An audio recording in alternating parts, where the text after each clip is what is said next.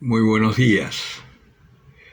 En este sábado que celebramos a San John Henry Newman, presbítero y cardenal, una historia muy interesante la de él. Les voy a dejar como siempre el link abajo para que lean algo sobre su vida. Y vamos a seguir reflexionando sobre el Evangelio de San Lucas, el capítulo 11, versículos 27 y 28.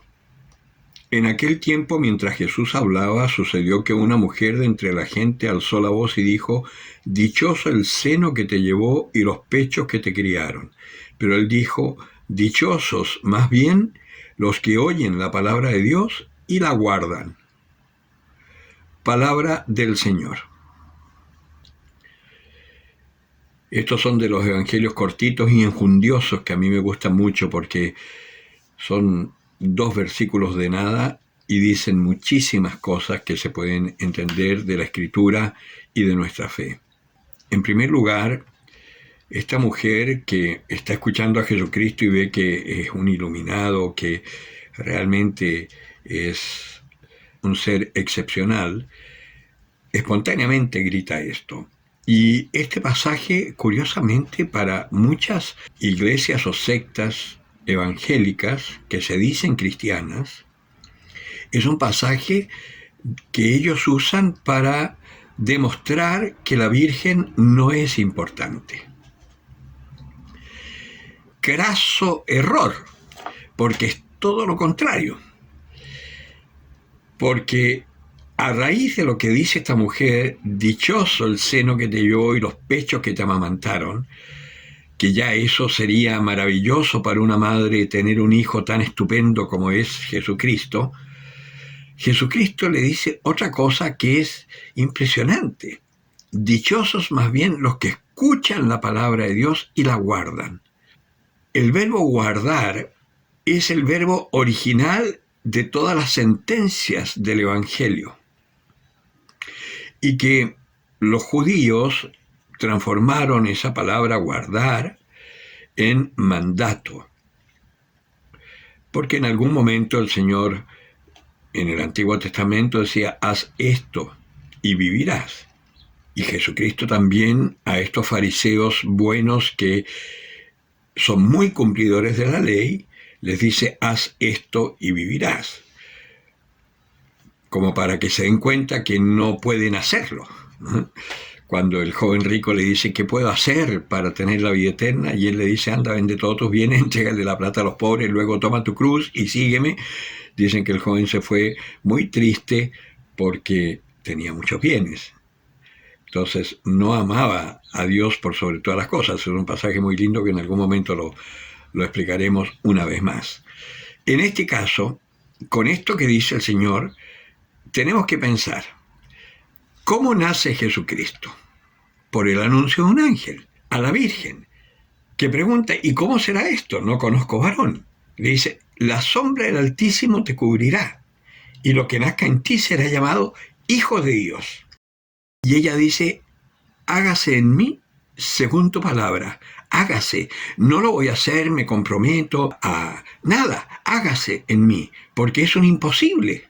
Pero ella acepta la voluntad de Dios.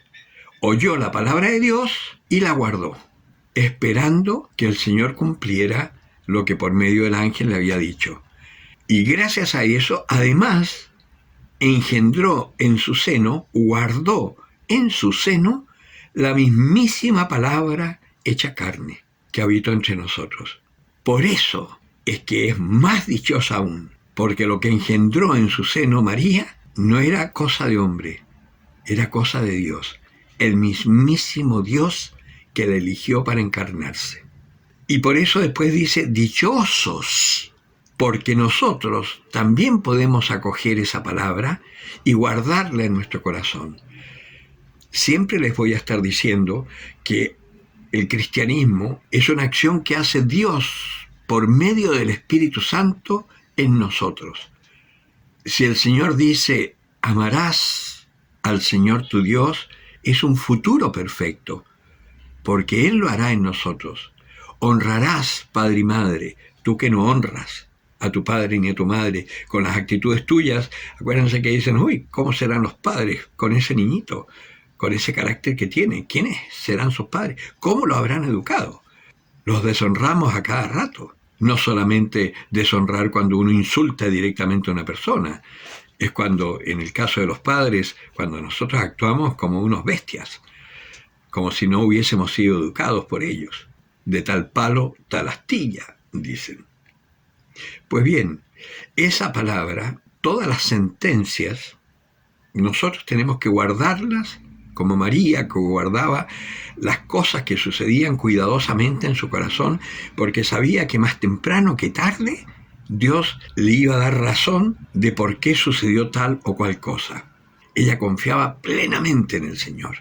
Y así tenemos que ser nosotros, porque estamos llamados a guardar su palabra para que su palabra actúe en nosotros y así seamos transformados en auténticos hijos de Dios, que por ahora lo somos en un papel, porque hemos sido bautizados. Pero como siempre les digo, el Espíritu Santo está en potencia en nosotros.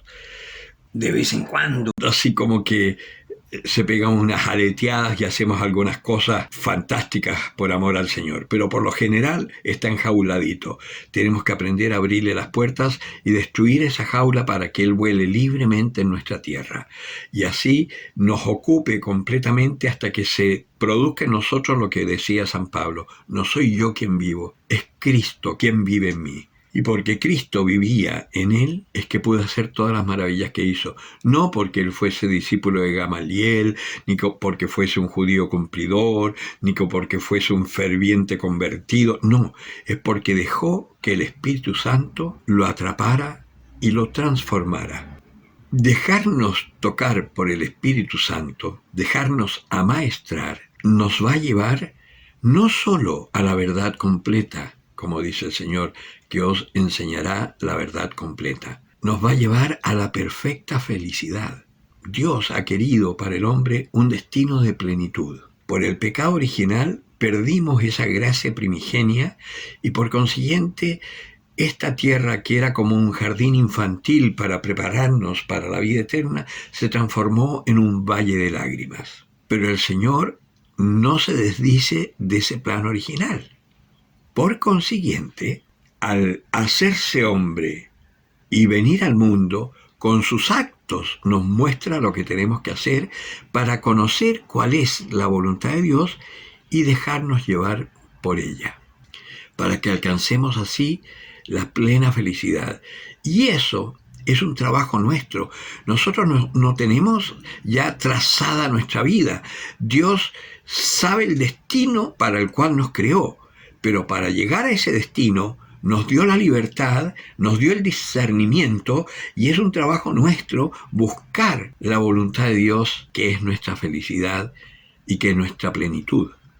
Hay un trabajo del hombre, porque si no estaríamos como predestinados. Entonces hagamos lo que hagamos, los que están condenados se van a condenar, los que están para salvarse se van a salvar.